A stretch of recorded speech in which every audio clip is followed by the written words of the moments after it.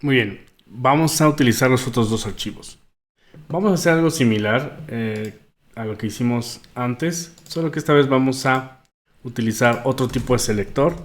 Ya sabemos que podemos seleccionar con H1, vamos a seleccionarlo con H1, pero también vamos a crear una segunda etiqueta. Vamos a crear un P con un lorem, que si se dan cuenta aquí sigue funcionando nuestro lorem tabulador. Algo que me gusta hacer y que les recomiendo mucho y que seguramente haré en este bootcamp es que yo hago enters aquí entre las etiquetas. No me gusta tenerlas así porque justamente pasa lo que está sucediendo con la P. Cuando el contenido es muy amplio o muy largo no puedo ver el final de la etiqueta. Entonces yo prefiero tener en orden mis etiquetas con espacio.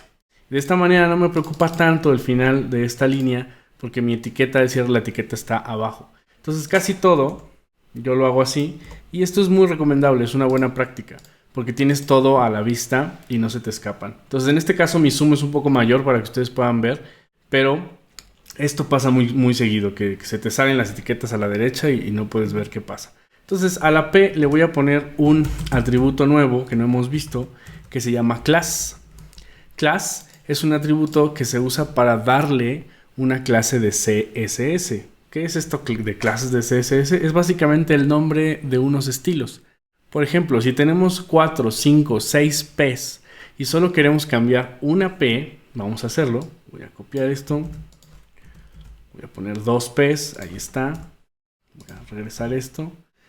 Y solamente a la primera le voy a poner el estilo. ¿Qué significa? Solo la primera quiero que tenga un fondo de cualquier color.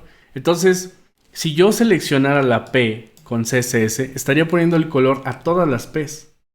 Para eso sirve class, para limitar los estilos a una sola cosa o solamente algunas. Entonces, por ejemplo, la clase se va a llamar fondo. Entonces tenemos nuestra P y ahora le vamos a poner la clase fondo. Antes de irnos a escribir la clase del archivo styles CSS, necesitamos conectarlo. Entonces debajo de title vamos a escribir la palabra link y vamos a darle tabulador. Automáticamente Visual Studio Code nos completa y si se fijan nos entrega un link con un atributo rel que básicamente le dice qué tipo de link es. Bueno, es una hoja de estilos, un style sheet, un CSS. Y después el href que representa cuál es el archivo de estilos. Entonces, como son hermanos los archivos, o sea, están uno al lado del otro en la misma carpeta HTML5, basta con colocar el nombre del archivo, que sería styles.css. Y si se fijan, Visual Studio Code se lo sugiere. Entonces, eso es muy cómodo.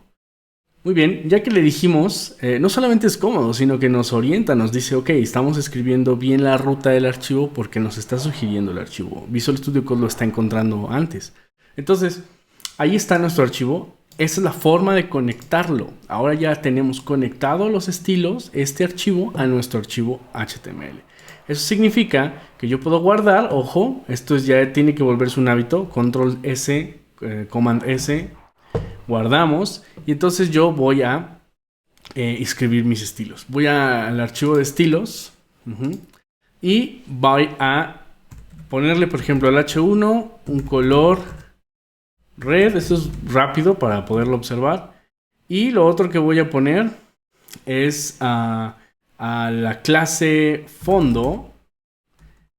Le voy a poner... Observen cómo hay un error y cómo Visual Studio Code nos subraya los errores o warnings. Y es que dice, oye, no hay una etiqueta fondo, no existe, ¿no? Entonces, recuerden que lo que estamos acostumbrados a usar son selectores de etiqueta, pero no existe una etiqueta fondo.